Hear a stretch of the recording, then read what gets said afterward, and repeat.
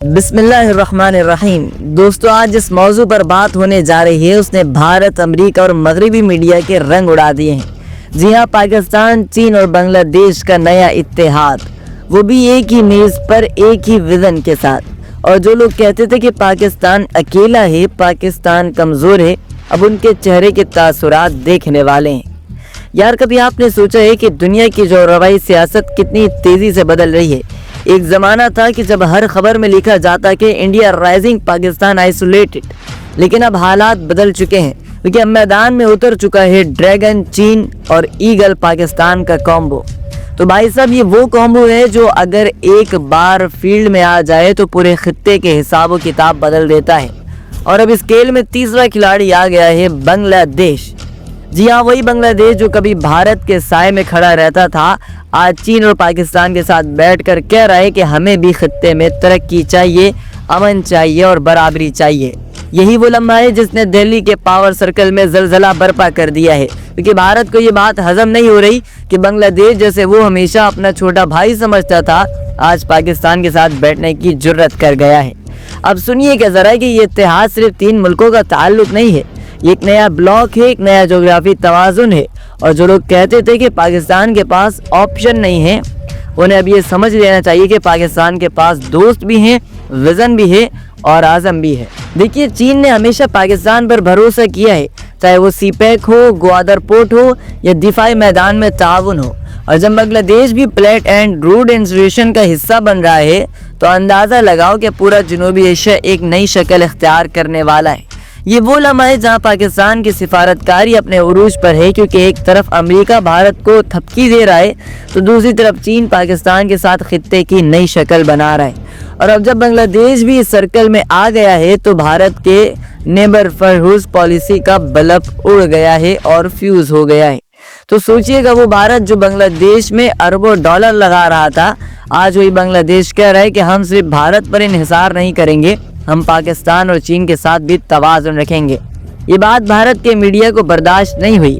अब आप सोचिएगा ज़रा कि उनके एंकर क्या कहते हैं। स्टूडियो में चीफ स्पीकर ये कह रहे हैं कि ये पाकिस्तान की साजिश है, ये पाकिस्तान का एक प्रोपेगेंडा है, चीन बांग्लादेश को बहका रहा है, खित्ते का अमन खतरे में। तो भाई साहब, जब भारत हर किसी को खरीदने निकला तब तुमने इसे इन्वेस्टमेंट कहा, और अब अगर चीन और पाकिस्तान मिलकर तरक्की की बात कर रहे हैं तो तुम्हें साजिश नजर आ रही है। वाह रे डबल स्टैंडर्ड। अब देखिए, ये हकीकत है कि पाकिस्तान ने एक बार फिर अपनी पॉलिसी रिफाइन कर दी है। पहले सिर्फ सिक्योरिटी, अब इकोनॉमी, सिफारतकारी, ट्रेड पर फोकस करा जा रहा है। पाकिस्तान समझ चुका है कि खित्ते में क़यादत सिर्फ गोलियों से नहीं बल्कि तरक्याती मंसूबों से आती है। चीन इस बात को जानता है और बांग्लादेश भी यही चाहता है, लिहाजा तीनों ममालिक अब एक नई रीजनल इकोनॉमिक ब्लेड की बात करने जा रहे हैं, जहां ग्वादर से लेकर चिट्टूग्राम बांग्लादेश तक एक ट्रेड को ट्रेड बनाया जाएगा और उसे एक रेडर बनाया जाएगा। ये वो लाइन है जो भारत के एक्ट ईस्ट पॉलिसी के पीछे धक्का दे देगी। अब आइए ज़रा सोचते हैं, हकीकत पर बात करते हैं।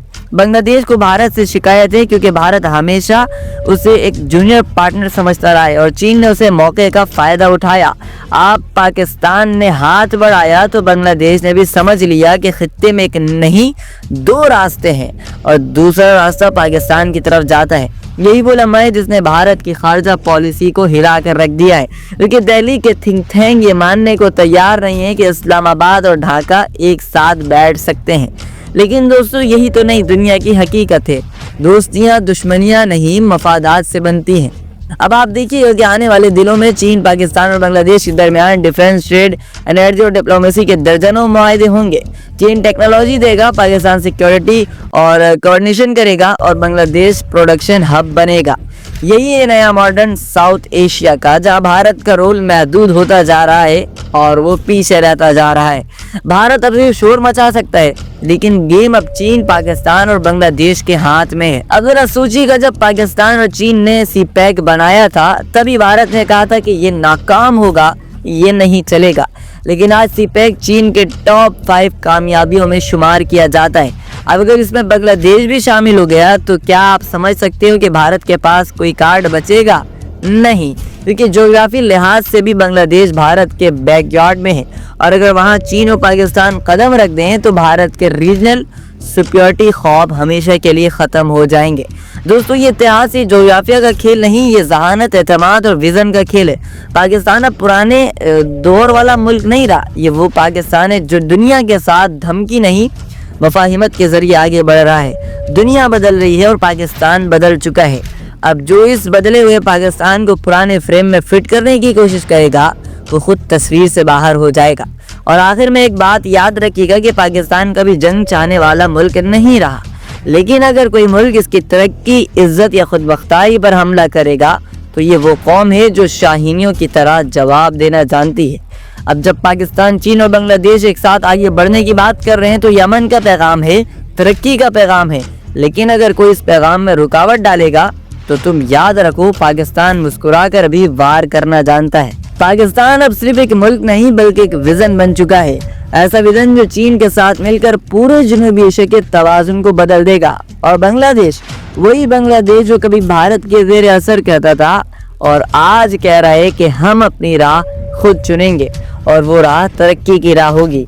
भारत चाहे जितनी खबरें चलाए, जितने तज्जिए करे, हकीकत यही है कि नया दौर शुरू हो चुका है और उस नए दौर का नाम है चाइना पाकिस्तान बांग्लादेश इत्तेहाद।